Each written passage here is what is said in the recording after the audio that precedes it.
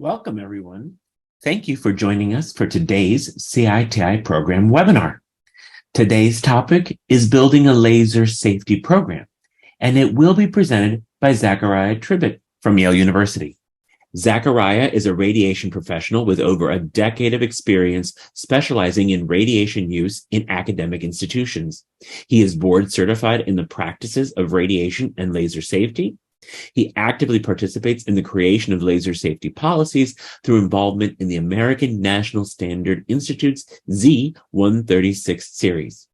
So as you all saw in the materials for today's webinar, we are going to talk about building a laser safety program. And right here, I'm going to talk about what the learning objectives are that we're going to cover today.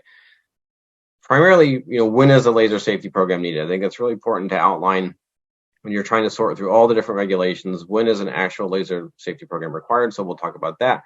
We'll discuss the primary regulations that outline program requirements and where you should go to when you're trying to figure out, what control measures do I need in place? What are the things that I have to have for my laser safety program? Because there's a lot of stuff out there. So we'll sort through the various groups and which ones you want to focus on.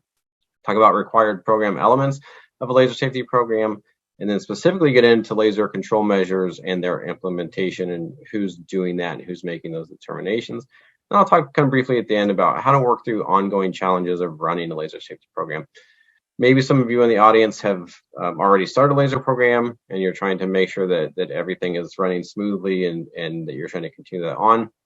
Maybe some of you are starting the laser safety program for the first time.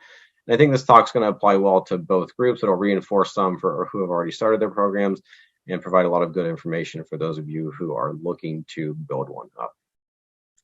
Another thing specific to laser light versus other light is that laser light is coherent, it's directional, and it's monochromatic.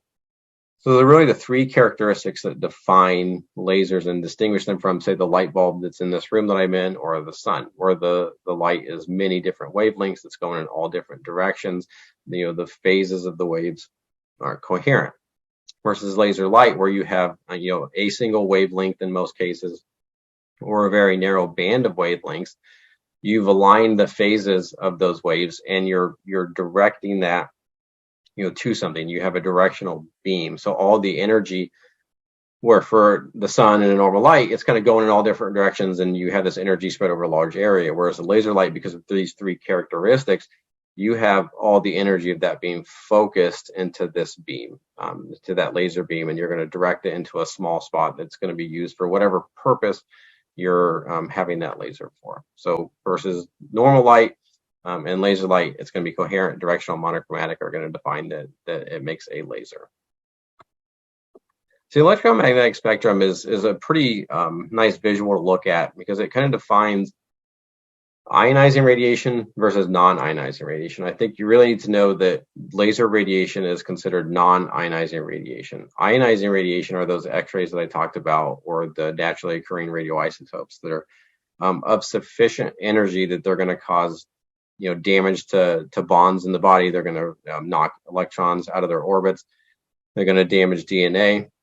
Because they're high energy particles or high energy rays. Non-ionizing radiation doesn't have that same ability. So non-ionizing types are going to be lower energy. They're going to come in. They're not going to have the ability to break bonds or displace electrons, but they're going to vibrate those molecules. They're going to cause heating by that vibration. And then any damage to the body is going to come via that thermal mechanism of heating. And that's the category that lasers fall into. So one of the primary sources of laser injury that you're going to see is thermal injury from lasers. You also see photoacoustic and photochemical, but the thermal injury from lasers is the primary. For lasers, if we look at this electromagnetic spectrum, really the three main regions that we're focusing on are the IR, the infrared region, the visible light region here, which is the ones that we can see, and then the ultraviolet region up to a certain point.